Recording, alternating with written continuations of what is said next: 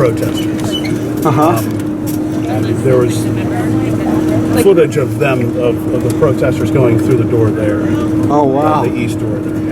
Okay. Were you here that day? We were working virtually at that point because of COVID. Right. Huh. I'm going to do a blog post on it for Reviewer Magazine, so I want to maybe get some information from the visitor center about, Yeah, you're probably not going to get much information about January 6th from the visitors. Really? Unfortunately, yeah. There's not much that we're allowed to say, I suppose. It's very generic. Anything that you already know, that's all you're going to get. It's not a publicity thing, huh? Yeah, it looks bad, yeah. Right here? There's an elevator, take it down. Okay. Well, thank you. Have a good day.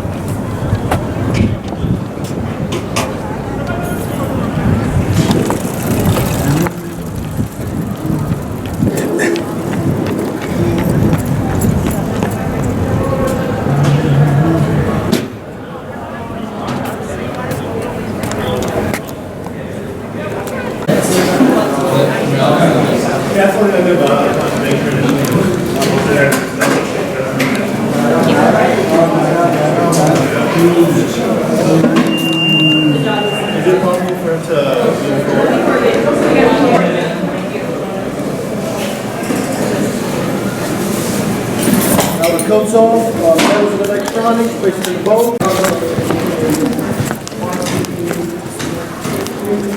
Tour? Sorry? Sign up for a tour?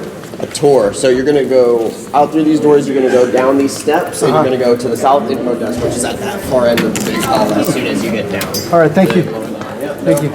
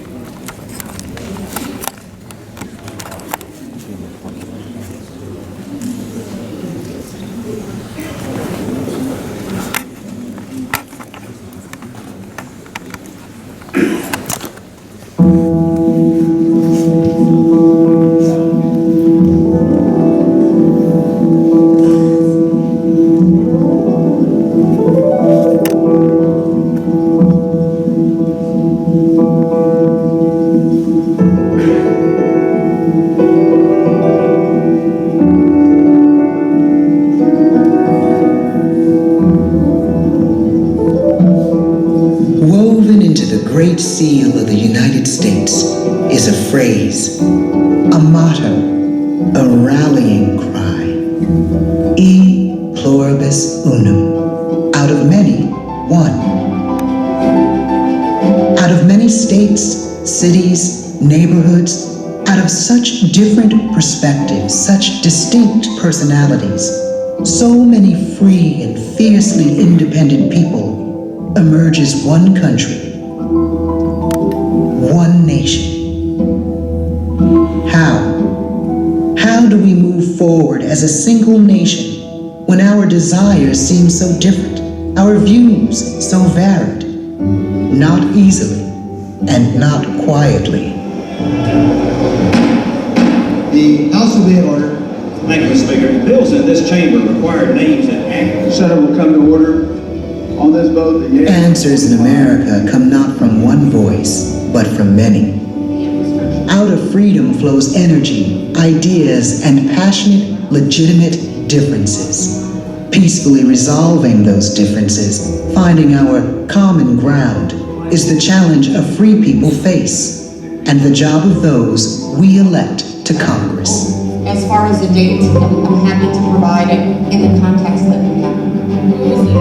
Mr. Brown, Mr. Rubio, Mr. Sanders. 100 senators elected for 6-year terms, 435 voting members of the House of Representatives elected for 2-year terms, on behalf of over 300 million American citizens. The House, the larger body, is designed to reflect the will of the majority. In the more intimate chamber of the Senate, the voice of each member can be taken into greater account. Seems to undermine the Postal Service's ability to compete.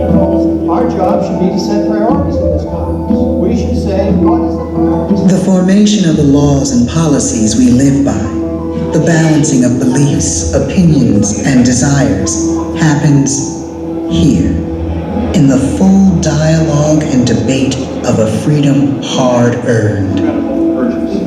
We have to do better, and we can do better. The price of becoming an independent people is paid in the blood of soldiers and sacrifice of families. Out of 8 years of struggle in the Revolutionary War emerges a new, at first uncertain country, more in fact, a collection of states. The question is how to create a strong nation while protecting the vital role of the states and the personal liberty of citizens. In Philadelphia, delegates to the Constitutional Convention cannot agree. How are the citizens and states to be represented in this new republic? What emerges is to this day known as the Great Compromise. There shall be one Congress with 2 houses. In the Senate, each state will be equally represented with 2 senators. In the House, each state will have a number of representatives based on population. The Constitution of the United States creates 3 equal branches of government: Congress, the presidency, and the judiciary. And Article 1 makes clear that Congress is the branch most directly connected to the people. In Congress shall reside the power to make all laws, to determine taxes, to regulate commerce, to establish post offices, roads, and courts, and, when necessary, to declare war. The delegates believe every power of government should be exercised carefully, in full consideration of many points of view. The center of this new government, its capital, shall be built on new ground, on the crest of a bluff overlooking the Potomac River, at the heart of a new city called Washington. The design of the building is rooted in an ideal ages old, that citizens can build a government driven not by the whim of a dictator, king, or tyrant, but based on the consent of the governed. This monumental structure, built far from available supplies and resources, will be the largest building of its time in North America. Workers, many of them enslaved African Americans, quarry stone, cut and saw timber, lay brick, and finish rough and fine carpentry. By 1811, the Capitol of the United States houses in its north wing the U.S. Senate, in its south wing the U.S. House of Representatives. The experiment of representative democracy, of electing citizens to make the decisions of government, has been launched, only, incredibly, to be torched. 2 years into the War of 1812, British troops invade the city, sweep into the capital, and set ablaze the center of American self-government. Doubt that the burned-out city would even remain the nation's capital yields to the resolve of a now-tested nation. A nation pushing west. New states have joined the original 13, adding seats to the Senate and more members to the House. Congress is where the issues of building a nation unfold.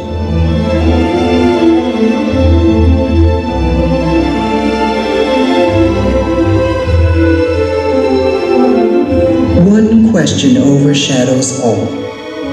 As new territories are opened for settlement, will they be slave or free?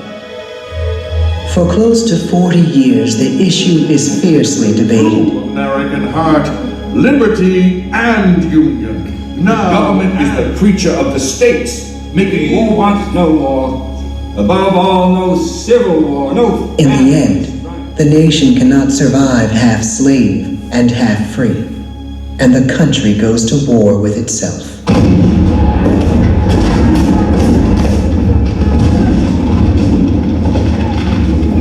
The frame of the great dome of the Capitol sits unfinished, but the builders decide to continue, trusting that the nation will endure, that this is not the time to doubt America's future.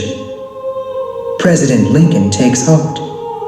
If the people see the Capitol going on, he says, it is a sign that we intend the Union shall go on.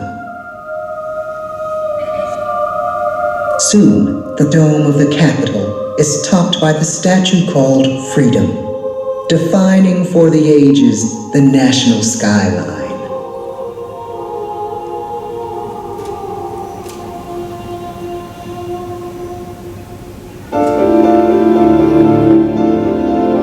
The new dome reflects an ambitious country. Congress creates new legislation to spur opportunity and growth, while its research arm, the Library of Congress, expands to a dramatic new building across from the Capitol. Also continuing to grow is the basic right within this form of government, the right to vote. In Congress, we debate who gets included. Through congressional hearings, constitutional amendments, and landmark legislation, the right to vote will be expanded and protected. The process of seeking solutions to the nation's problems and unleashing the nation's possibilities unfolds over time.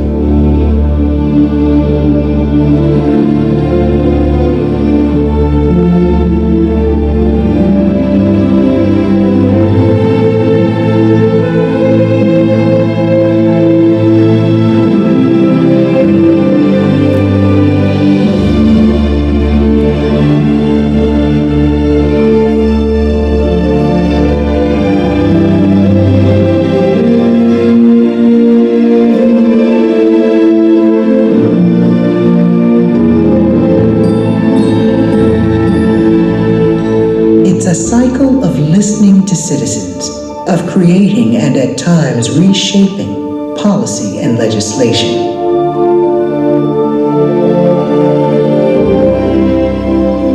Some bills pass easily, reflecting a wide consensus. Others pass narrowly. Not every idea should become a law. And with time and perspective, some laws are changed or replaced with new legislation. Through the work of Congress, ours is a government of, by, and for the people. We change our prospects and advance our cause through what happens here.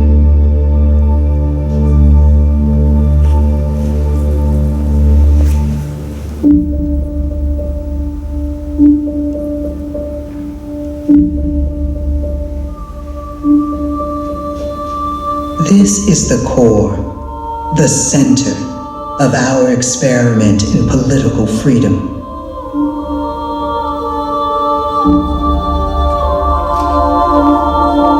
Curving walls set on a foundation graceful and granite hard. The artistry and care of many hands over time reflect our history and celebrate the nation. We inaugurate our presidents here and come to bid them and others farewell. The U.S. Capitol is our national stage. Please raise your right hand. Do you solemnly swear that you will support and defend the Constitution of the United States? Mr. Carter, Mr. Heinrich. We, the people, are represented in the votes of the members, the cadence of the roll call, the balance between prudent compromise and bedrock beliefs. Congress is the crucible where views and ideas from every corner of the country are expressed, examined, and debated, considered, and considered again. Congress is where we can find our common ground.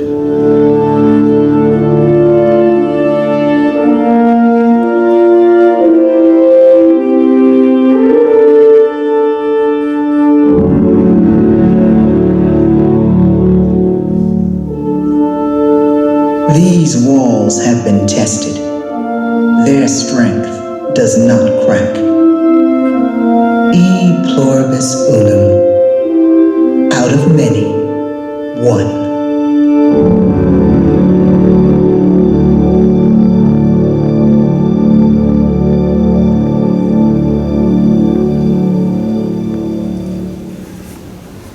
All right, ladies and gentlemen, you're about to go on your tour of the Capitol. First things first, look around you, make sure you've got all your belongings. Now listen to your lane assignments. There are a number of lanes and different guides there. If you're with Camden High School, you're going to lane one. Trio, is that right? Trio, you're going to lane 2. Now, if you're not with any of these groups, you're going to go to either lane 4 or lane 5. Take your pick, okay? Lane 4 or lane 5, all right? All right, enjoy your tour.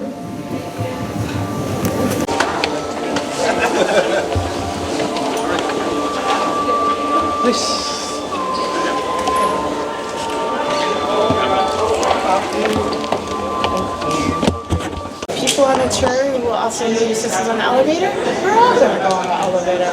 So we can spend a lot more time. So, if you're ready, make sure your shoelaces are tied. They don't want you to trip. Even in an elevator, you can trip. And we are going to walk down the hallway to go up to the crate.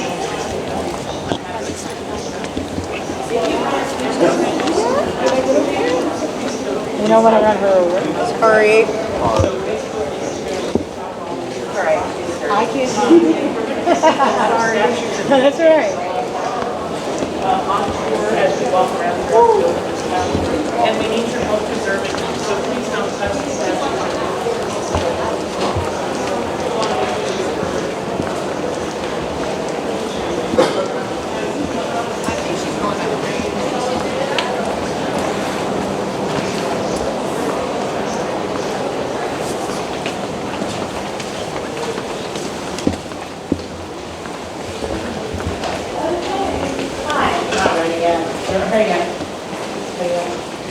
So, we're going to take the elevator up, the same elevators that members of Congress use when they go up to the gallery. And here to the right are the galleries. You have the House chambers to the left and the Senate chambers to the right. The House has 435 members, representing 435 districts in the United States, and then there are 6 non-voting members known as delegates that represents the territories, the District of Columbia being one of those territories.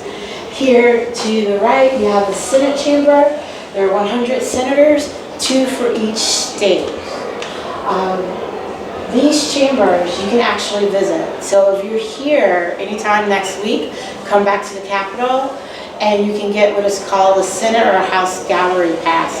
You do have, if you're from the United States, you have to contact your member of Congress. Their offices are just across the street. So if you don't know their telephone number or their office number, just come to the Capitol and go to one of the appointment desks, and they'll give you that information for you. If you're not from the United States and you're visiting, just go to the appointment desk when you come back to the Capitol, and they will make the arrangements for you to get a pass for you. Okay? So we'll go upstairs to our first stop, known as the Crags. You went down on the floor. I do. Yep. Where? When you were 5, Peggy took you. Oh.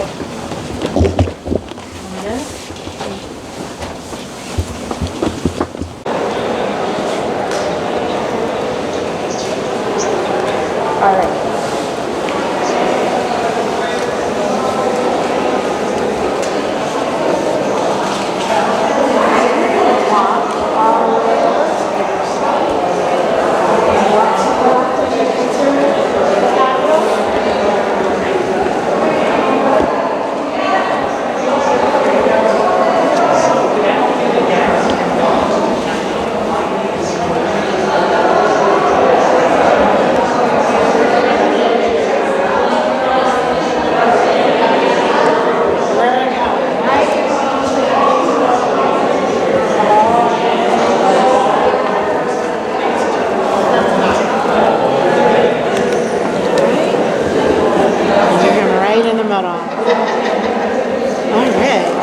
So, for everyone who is here today, oh, we have one more family. So, everyone who's here today, is this your first time at the Capitol building? No, you've been here before, right? I was at Page. You were at Page. All right. Did you enjoy the experience? It was amazing, yep. Were you on the House or the Senate side back then? You're on the Senate. Because right now, only the Senate has pages. It used to be both House and the Senate. Well, welcome back. Welcome back. Pages, if you don't know, is an institution for the United States Congress. It goes all the way back to almost the very beginning of the Congress, where children, but later high school students, are selected to work for members of Congress. Making sure their papers are in order on their desk in the morning, to having glasses of water set up for them. Today is considered a badge of honor if you're a high school student. You have to write an application through your U.S. representative, your senator, for instance, and if you're chosen, you spend about 6 months here in some cases. You spent a year. Here. You go to school here. Did you go to school as well? Right, at the Library of Congress. So you have normal classes so you can keep up with your studies, but when the Senate, in her case, is in session, you're in the chamber with them, and you're there to do whatever they want. Usually passing notes among senators or to different offices. So it's quite an experience. Now, did you come back and work on Capitol as an aide? Because that's what I did. So when I moved to Washington, I'm originally from Indiana, I was a legislative aide. I worked for a member from Indiana on the House side, and I was what you call a legislative correspondent. So when you wrote your member of Congress, either on the House or the Senate side, they're legislative aides who do all the research on the bills, and then they respond back to your letter. And so that's what I did when I was here. And now I'm a tour guide. So welcome, fellow staffer. Where we are is in the Capitol. This is the second oldest part of the Capitol, known as the crypt. Now, when I say crypt, what comes to mind? Anyone? Death? Anyone else? You can say the G word, ghosts. Yeah. Did you know the Capitol is the most haunted building in Washington, D.C.? And the crypt is haunted by a cat. So, if you see a cat, don't go near it. I lovingly call it Ghost Cat, but it's known as the Demon Cat. And that name tells you everything. Is anybody buried here? There was talk of a tomb. So, you see that, we can walk up now that they've moved. See that white stone right there? It's called the Compass Stone. And the reason why we have a red rope around it is because people have been walking over it and it's sinking down into a room below known as the vault. Back in the 1820s, when we were building this room, Congress wanted this to be a tomb. Anyone want to guess who they wanted to bury there? An American president. George Washington. But George Washington isn't buried there. He's buried at Mount Vernon. Because when he died in 1799, his will specifically stated, I want to be buried at Mount Vernon. And Martha Washington agreed, and that's where he's buried there today. But in the 1820s, Congress said, forget about the will. We want him buried here. But the family members of Washington said, no, we're going to keep him at Mount Vernon. So that's where he still is today. But in 1865, Abraham Lincoln is assassinated. He's the first American president to be killed in office. And so Congress has a laying in state ceremony for the president. It was held in the rotunda over what would have been the tomb of George Washington. The casket was laid on what is called the catafalque. It's a table that was covered with a black cloth. And for decades after Abraham Lincoln's funeral, it was stored in the tomb for George Washington. But it's no longer there either, because in 2008, it was taken out and placed in our museum gallery, known as Exhibit Hall. So if you have a chance today, if you haven't gone into the gallery, go in, and behind the movie screen, you'll see another vault. And in that vault is the table used for Abraham Lincoln that we still use today whenever a president dies. That table is brought out and placed in the rotunda here. Any other questions about this room? Well, what is special about the room? It's one of the few rooms where we can see the handiwork of the people who actually built the Capitol. These 40 Dorian stone columns that you see, you can touch them. These columns are made out of sandstone that was dug out of the ground about 40 miles south of here in Virginia. We know that enslaved laborers and free blacks built the Capitol. But we also know that immigrants from Germany and Scotland also arrived here to build the Capitol. So this floor, which is made out of Seneca marble from Maryland, may have been made by them. This is the original floor that we're standing on here today. Today we use this room as an exhibit hall, and we're surrounded by statues, many of them with the names of states on them. There are 12 statues that represent 12 of the original 13 colonies that later became our first 13 states. The only state that's not here is Virginia. Virginia, a year ago, decided to change their statute. The statute was so they decided to take this statue out. We have to replace it with another statue. So hopefully in a couple of years, you'll see a new statue of a teenage girl by the name of Barbara Song. In the 1950s, she tried to segregate her high school.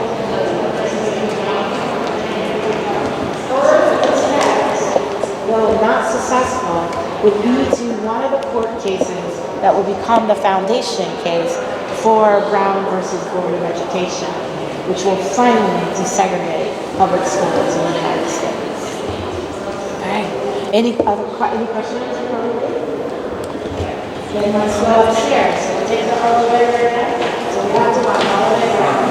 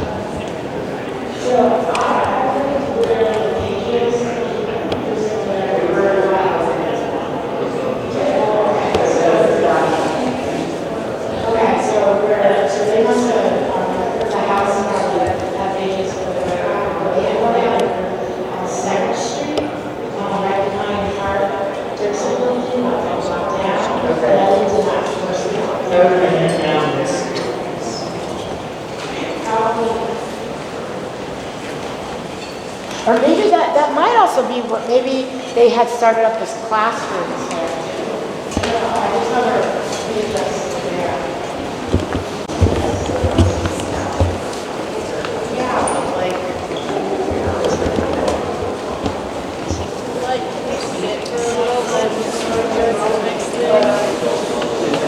I think he's done. Look at the refuge. He left Rome in 1860 and came to the United States. He was living in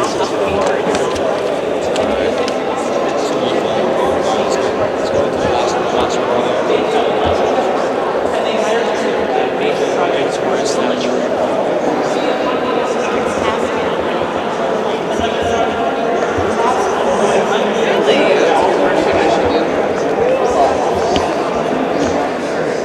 That's where we went.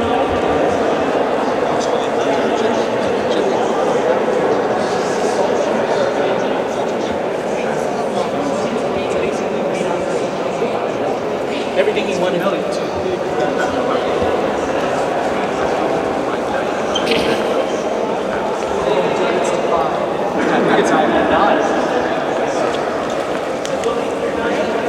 So if we come over to this side, This your favorite guy? to your right, my left, is Virginia's second statue of George Washington. So Virginia does have a statue here in the Capitol. So this painting that we're standing next to is called the Declaration of Independence, painted by John Trumbull. And it was one of the first paintings brought into this room because this is the rotunda. This is what the crypt downstairs is holding up. And above us is the 8.9 million pound cast iron dome. Though we're looking at two domes here. We're looking at an inner dome that more or less is always here, except for that painting you see in the eye of the dome, right? And then above it is the cast iron part of the dome that you see outside. Now, the cast iron part of the dome was built between 1855 and 1866. Let's stand in just a little bit so we can let this tour come past. Stand behind me here. No, the cast iron dome was built between 1855 and 1866. The inner dome was built in the 1820s. And then over that, there was a wooden dome that was put there. But in 1851, we were concerned about fire, especially after the British had burned down the Capitol the first time in 1814. So the wooden dome was removed, and that's why they put up a cast iron dome, because it was fireproof.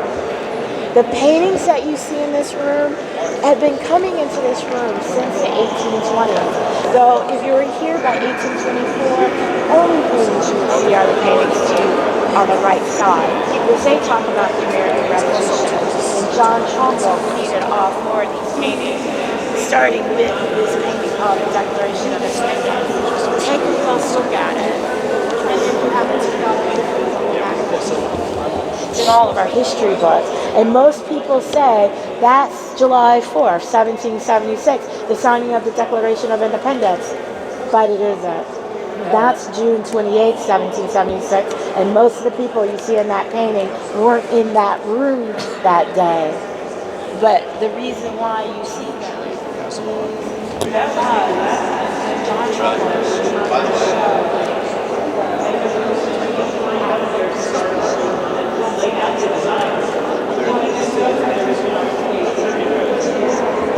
Declaration of Independence, and once they sign that document, they will have committed treason, and King George will have every reason to have them tried and executed.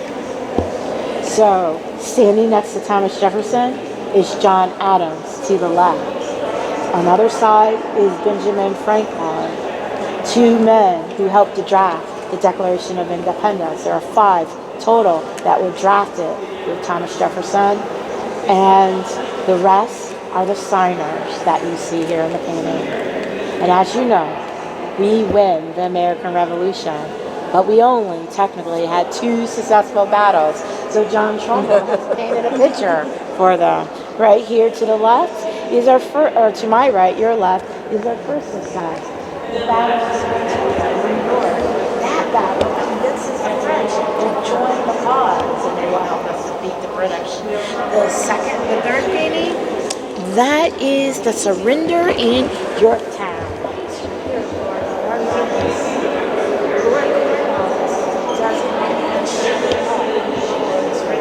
That's American General Benjamin Lincoln leading in the British troops.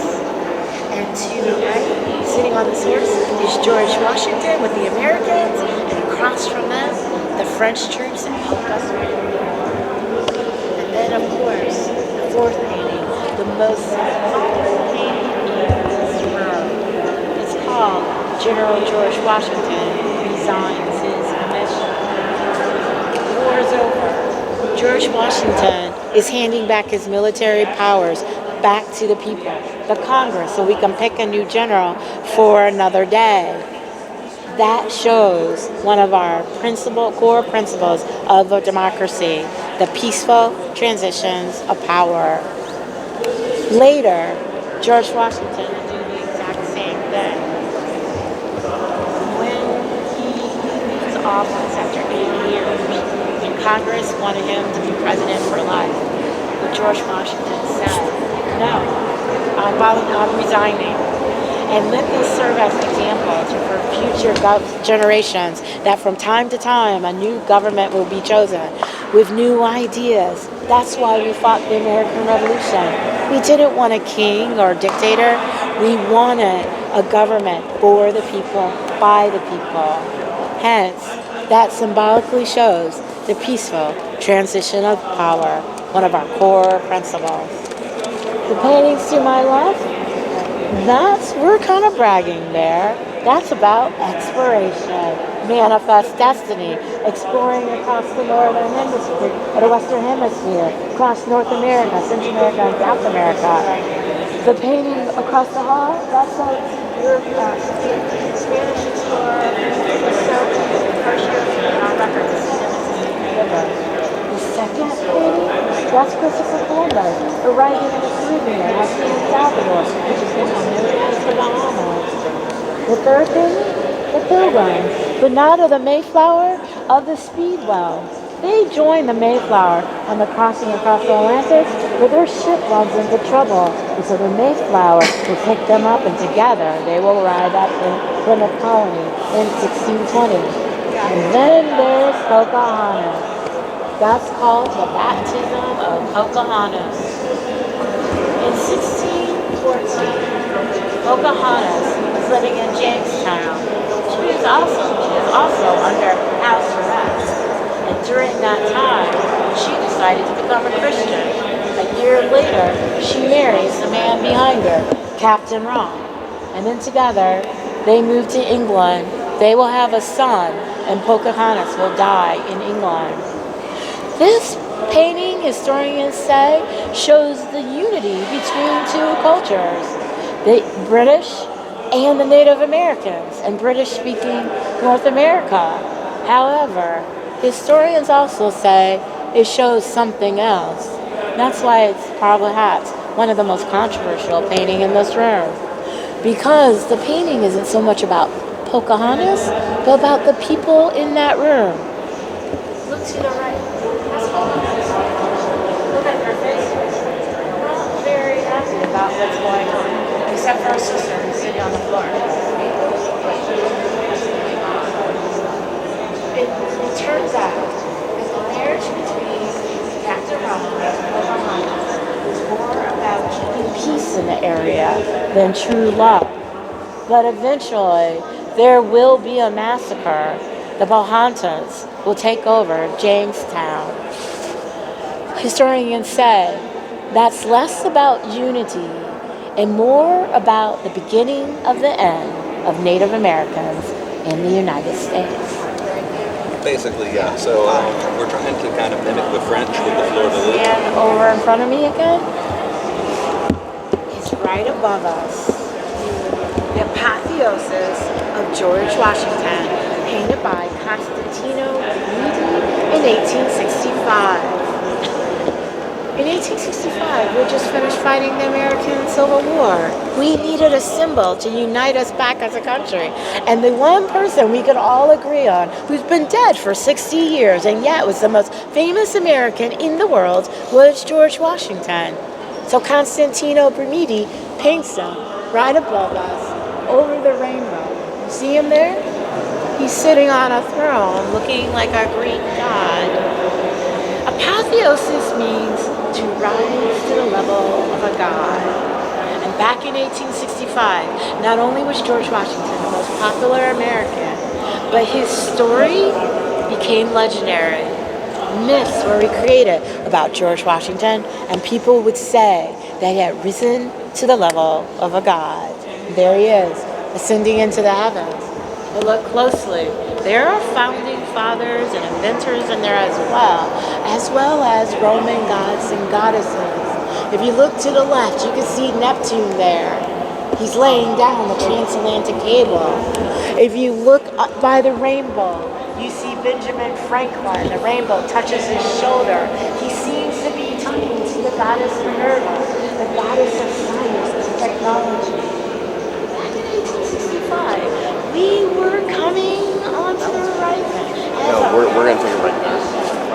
And people began to say, aren't you like to know this thing? Oh, mere mortals could have created a country like this. Perhaps the gods were whispering in their ears. Well, can you tell us about the mural that goes around the wall? Sure. So, in the middle here, at the base of the dome, you see what is called the American frieze. Constantino Brumidi will start painting it in 1877. He starts with Christopher Columbus, who's right there, walking down the plain, which is the Santa Maria. And then there are 19 different scenes going all the way around until it ends with the Wright Brothers flyer in 1903. Constantino Brumidi does not finish this. He starts it in 1877, but he dies in 1880. So it would take two more artists to finish it, and it's finally completed in 1953 by Alan Cox. He's the one who paints the last three scenes. The first one is the Civil War, the second one is about the Industrial Age, and the third one is the Wright Brothers flyer itself. It's called a trompe l'oeil, because when we were building the dome, we originally wanted carvings up there, but that would have been too expensive. So Constantino Brumidi would add color ink to wet plaster. In this case, he used the color brown, different shades of it. It does look like carvings. It does, and when the sun hits it at certain points, it looks more like a carving than an actual painting. But it's flat all the way around. And you can tell that it's like from the Civil War because they have the weird hats. Yeah. Any other When's it questions? go? Yeah, like the slip down. Yeah. Any other questions? Then let's go into our last room. Were you this morning the napkins? You're so funny. It is no, but napkins were like state, like the napkin color was coming. This is a traditional culture. So you'll also, while we wait for this group to go, you'll also know that there are statues in this room. Now, most of the statues have state names, and those are statues that states have donated to the Congress that are of presidents. And when we get a statue like that, we put it in this room, because this is where the laying in state ceremony is held, here in this room. So then there's Truman and there's Lincoln. Right. Now, the thing about Lincoln, so look over at Lincoln's statue carefully. There's no state name on it. That statue was carved or sculpted in 1866 by an artist by the name of Benny Reed. She will become the first female artist to have a statue commissioned by Congress in this room. It's that statue. What's also amazing about it, she was 18 years old when she did that in 1866. Yeah, I know. Pretty good. I would never be able to do anything like that. Amazing project.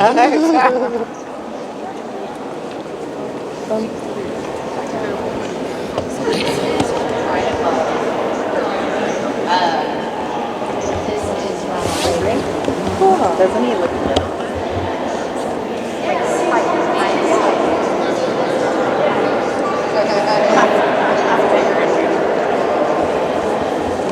And considering both of them are like 6 feet tall or more, Yeah.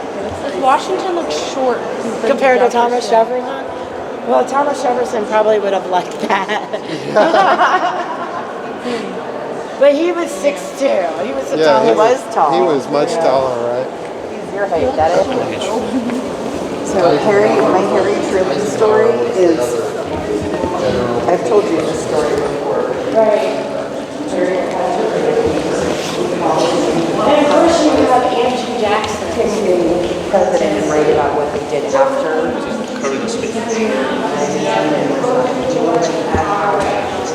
Never really see on the right side.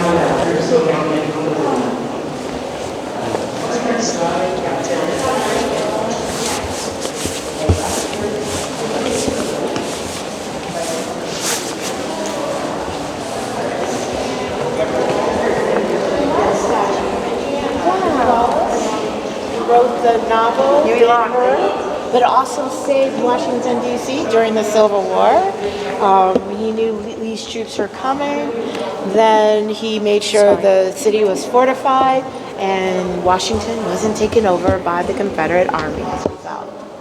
And then we have Junipero Serra statue from California and Sequoia of Oklahoma. This is the other statue that Vinnie Ream does right here to the right, to my left, to your right. So this room, we're gonna move over just a little bit more and then end so this other tour could come in. So this room is known as Statuary Hall. In 1864, when Abraham Lincoln is president, he signs legislation creating Statuary Hall, and the law said that each state in the Union can donate 2 statues of any one of their choice as long as that person is dead, and the statue has to come in as a marble or a bronze. Marble, the more classic design, but also very expensive to make, so you're given the option of bronze. But before it was Statuary Hall, it was known as the Chamber of the House of Representatives. And this is where the House of Representatives meet in 1807 to 1814. Because in 1814, this is when the British arrive. Imagine British Admiral George Cockburn walking into this room, standing right over there where Chief Standing Bear's statue is today, because that's where the Speaker of the House desk was located. He gets on top of the desk, and he had ordered all of his men to move all the furniture into the middle of the room. And before they set it on fire, he says, "Shall we burn down this harbor of Yankee democracy?" And everyone says yes. And that begins the burning of the Capitol. It takes 5 years to rebuild this room, to rebuild the Capitol, and we rebuild it using classical European architecture design. It's built like an amphitheater, so the acoustics are very great if you want to have an opera in here.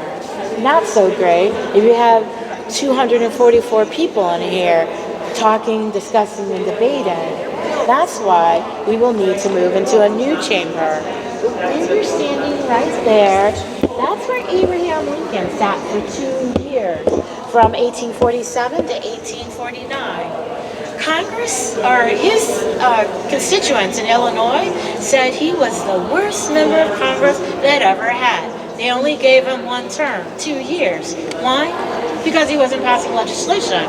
And why couldn't he pass it? Because the Speaker was up there, and the Speaker controls who passes what or what gets onto the floor. And Lincoln couldn't get the attention of the Speaker. No worries, he wasn't paying attention to anyone in the back of the room. But historians say because he sat here, Abraham Lincoln was able to listen to debates, discussions about the territories that were coming in, the states that were being created out of those territories. Were they going to be slave or free states? He talked about border disputes, commerce, eventually slavery, secession, and war.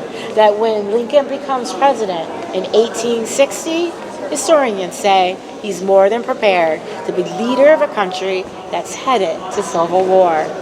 But before we go to war, we go into a new chamber, and this becomes Statuary Hall. Statues started coming in 1870. Rhode Island was the first. We're still receiving statues today, but technically all 50 states have sent in their 2 statues. In 2000, Congress said you can change your statue. So Chief's standing there. You see across the hall? He arrived in 2019, right before the pandemic hit. Chief stands there, represents Nebraska, and he wins a court case in 1879 that will finally recognize Native Americans as persons and give them certain civil rights. He wanted to bury his son in Nebraska, but his tribe had been forcibly sent to Oklahoma. When he tried to go to Nebraska, he was arrested. He sues the federal government. It goes to court, and the judge agrees that he had a right to bury his son in Nebraska. And that's the first time you see Native Americans receive the personhood distinction. Let's cross over to the other side.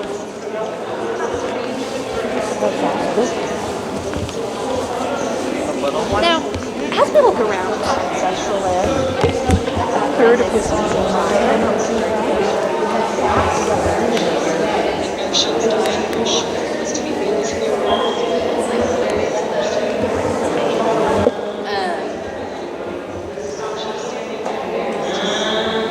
So yeah, this is the house side over there.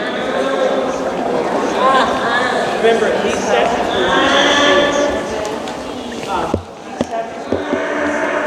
and so they're going to have the same legislation. Please come over.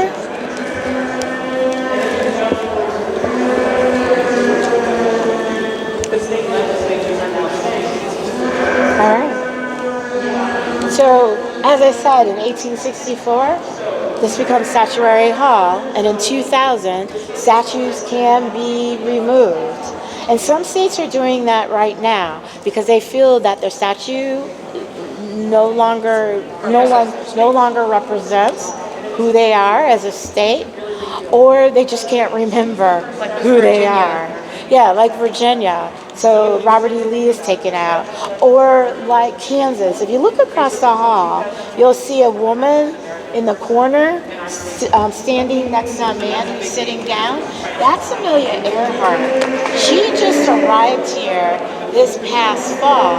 The person who used to be there was a man by the name of John Ingalls. They did a survey.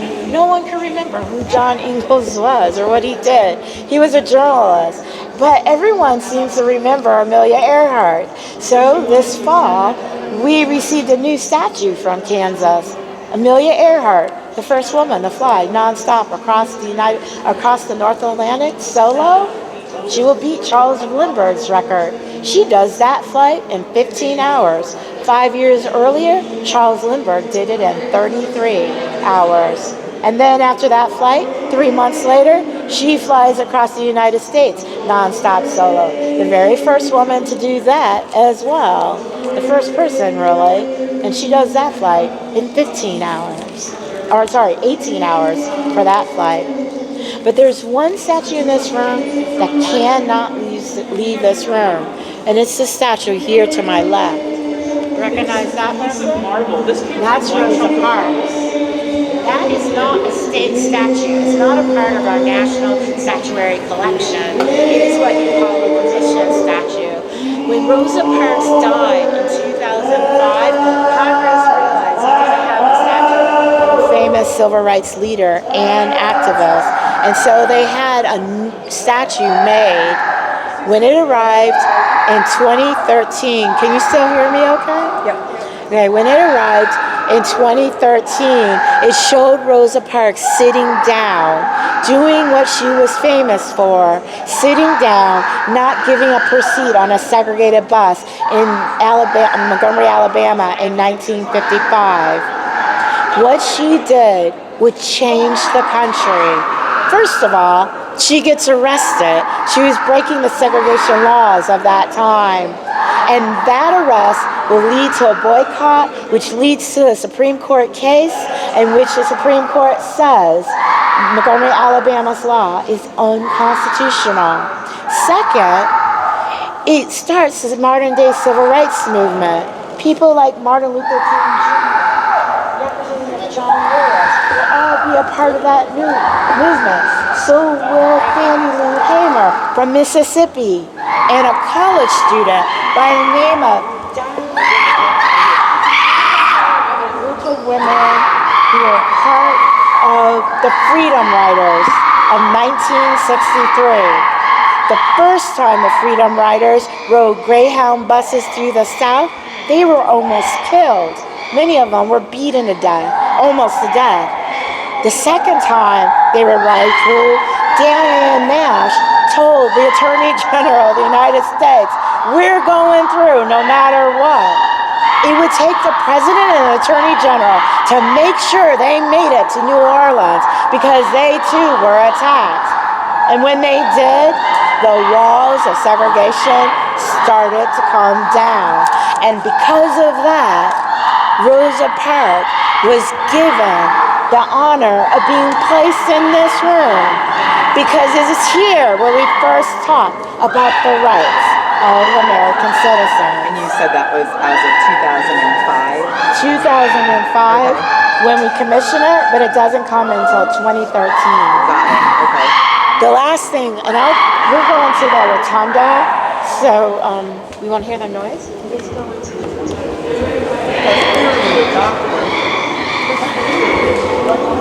Oh, yeah, it's loud.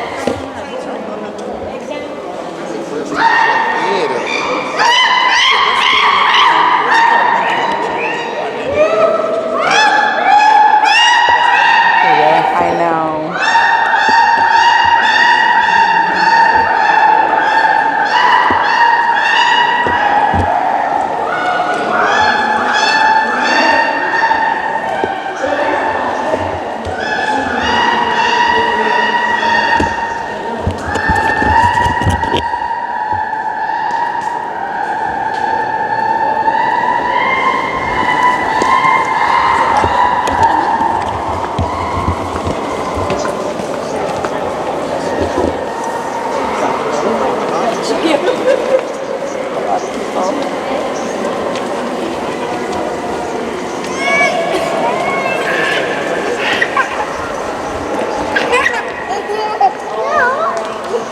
What I wanted to say about Rosa Parks, the last thing I wanted to say about Rosa Parks was this. When she died in 2005, Congress, both the House and the Senate, gave Rosa Parks the honor of laying in honor here in the Rotunda, the same place where American presidents lay in state. In 2005, she was the first woman ever given that privilege to lay in honor here. And right now, she's still the only one in 2013. I thought Ruth In 2023. Ginsburg did. I'm sorry, Ginsburg was in Statuary Hall because only the House approved it, and you need both houses to approve the Rotunda. Oh, wow. Okay, that's interesting. And then Mary McLeod Bethune is next to her, and she's gigantic. Exactly. She comes in. She just arrived too. She arrived a few weeks I didn't know after she was Amelia Florida. Earhart. Yeah. Interesting. So, yeah, Florida changed their statute too. Good. So, are you ready to go down? Okay. Oh, wait. I'm going to show you this. See Ronald Reagan's statue, since we pointed that out earlier? If you look, right here, this marbling that you see right here, that's the Berlin Wall. Because in 1987, when he was president, Ronald Reagan says, he gives a speech, and he says, "Mr. Gorbachev, tear down this wall." He's talking about the Berlin Wall that separates Eastern Europe from Western Europe, democracy from communism, or the free world from communism. And so when California decides to use Ronald Reagan as their second statue, they include pieces of the Berlin Wall in their statue, right here. And so that's why we have the rope here, so because people like to go up there and touch it. Was it in his State of the Union? No, it was in his speech in Berlin, Okay. when he was traveling to Berlin.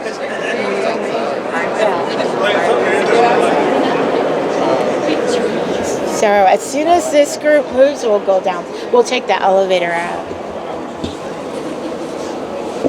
Okay. Yeah, let's go over there. Are people not allowed to run around the Capitol untoured anymore? No. No, you must have a staffer or one of the redcoats, one of the guys. When did they begin that? Right after the pandemic, if you move this way to the left. Well, actually, I think I just started here in April. So my understanding is we've been guiding tours in here since 2008. So they might have even started then. But definitely after the pandemic, you're not even allowed to come upstairs without one of those stickers on. There were tours, but you had to go in the front of the rotunda, and then you would go, but you couldn't go like any further than where you went. It was so just Statuary Hall and the rotunda. Right. So, but all this, you couldn't go down to the crypt, or that wasn't public. So Yeah, a lot of, in a way, some things were opened up, and in other ways it was closed. Because when I was here in the early 90s, the crypt was a gift shop. Really? Yeah, I came in the mid 80s, and I think I remember that. You could walk in and walk around and join a tour, or walk away from a tour in the rotunda in the Statuary Hall back then. Exactly. We have everyone? Okay. Yeah, the crypt was a gift shop, and I don't even know if the Supreme Court was open to the public. You couldn't go in there. It wasn't. Did January 6th change anything?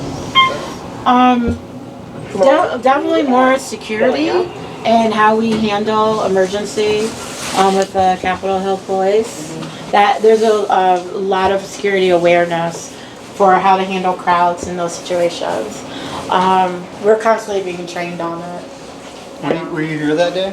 No, we were closed. Yeah, because of COVID. Yeah, because of COVID. So the only people here were members of Congress for the vote and their staff, or for the counting of the electoral votes. And so they were the only ones here. Are there any remnants of the damage from that day left? No, not really. I mean, it was a year before we even came back to the Capitol. And so when we arrived, most of it had been repaired. Oh, wow.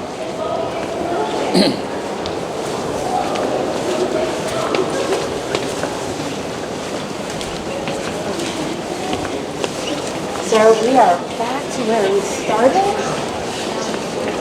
So let's walk over here.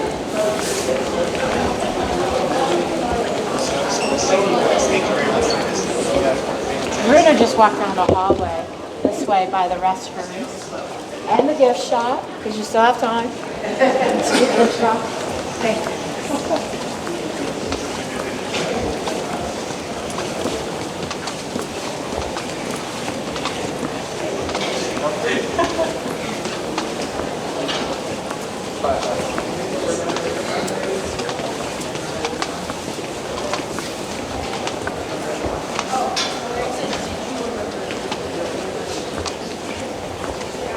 So we'll stop here by the wall.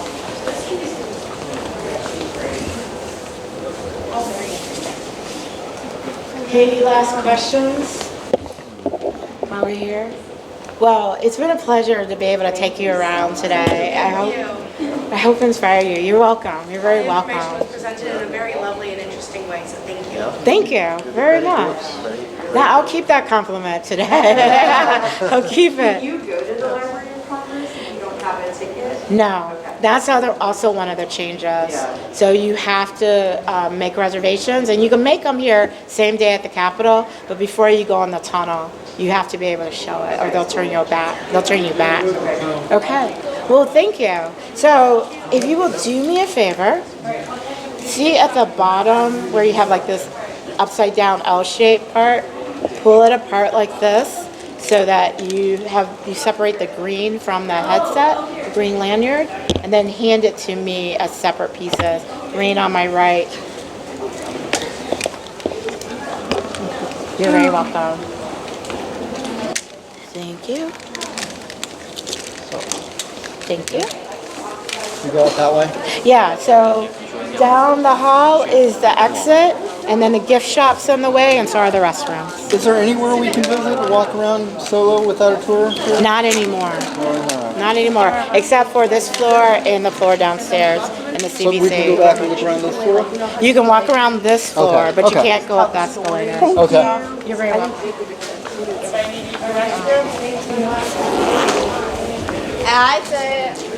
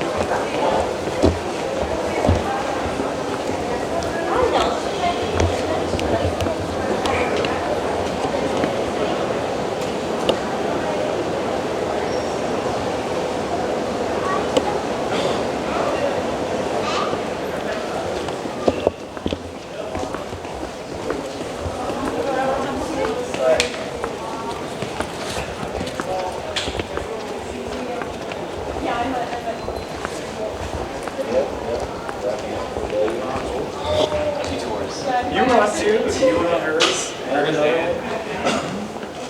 Yeah, sure. Very nice.